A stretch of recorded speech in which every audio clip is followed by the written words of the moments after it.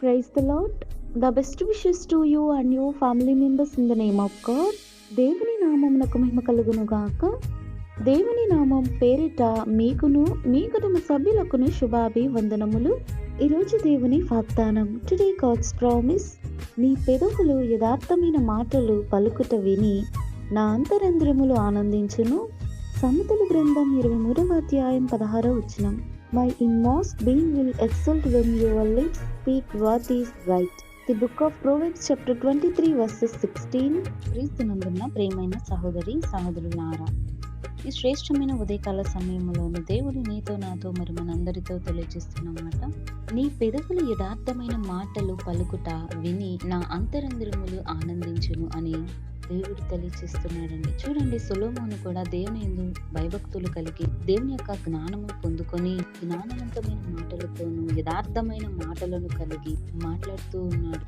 దేవుడు తన యొక్క యథార్థమైన మాటలు విని దేవుడు ఎంతగానో సంతోషిస్తున్నాడు, ఆనందిస్తున్నాడు. ఎందుకంటే దేవుడు కోరుకునేది మనిషి యథార్థంగా జీవించటం, యథార్థంగా మాట్లాడడం, ప్రవర్తించడం, తనను తాను జాగ్రత్తగా కాపాడుకోవడం. అయితే ఈ లోకంలో మనుషులు యథార్థమైన మాటలు పలుకకుండా తమ ఇష్టానుసారమైనటువంటి అబద్ధాలు చెప్పడం, మోసం చేయడం, కపటమైన హృదయంతో నిండిన వారై ఉంటున్నారని దేవుడు ఎంతగానో బాధపడుతున్నాడు, దుఃఖిస్తున్నాడు. చూడండి, మనము దేవుని సంతోషపెట్టేవారుగా ఉండాలి, కానీ దుఃఖపెట్టే వారముగా మనం ఉండకూడదు. ఎందుకంటే దేవుడు చాలా బాధపడుతున్నాడు. ఆయన మరలా సిలువ వేయటం జరుగుతుంది కనుక మన యొక్క పెదవులను యథార్థమైన మాటలు పలుకుతూ ఇతరులతోనూ సత్యమే మాట్లాడవలెనని దేవుడు తెలియజేస్తున్నాడు. దేవుడు మన పట్ల ఎంతో సంతోషాన్ని, ఆనందాన్ని కలిగి ఉంటాడండి. కనుక దేవుని వాక్యంలో దీవించును కాక.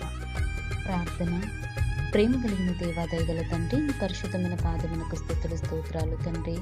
ఇదిగో నా ప్రభువా, మనుషులైనటువంటి వారు ప్రభువా యథార్థమైన మాటలు మాట్లాడటానికి, ప్రభువా యథార్థంగా జీవించడానికి నీ కృప దయచేయండి. ప్రభువా, నిన్ను దుఃఖపెట్టేవారు కాకుండా నిన్ను సంతోషపెట్టే బిడ్డలంగా ఉండేలాగా సహాయం దయచేయండి. ప్రభువా, ఈ రోజు నీ వాక్యం ద్వారా మాతో మాట్లాడారు. నీ పెదవులు యథార్థమైన మాటలు పలుకుట విని నా అంతరంద్రములు ఆనందించును అనే మాట ద్వారా మా అందరి హృదయాలను యథార్థంగా జీవించడానికి సహాయం దయచేసి మారు మనస్సును, మంచి జ్ఞాన బుద్ధిని దయచేయమని నజరేయుడైన యేసుక్రీస్తు నామమున ప్రార్థిస్తున్నాను తండ్రి. ఆమేన్.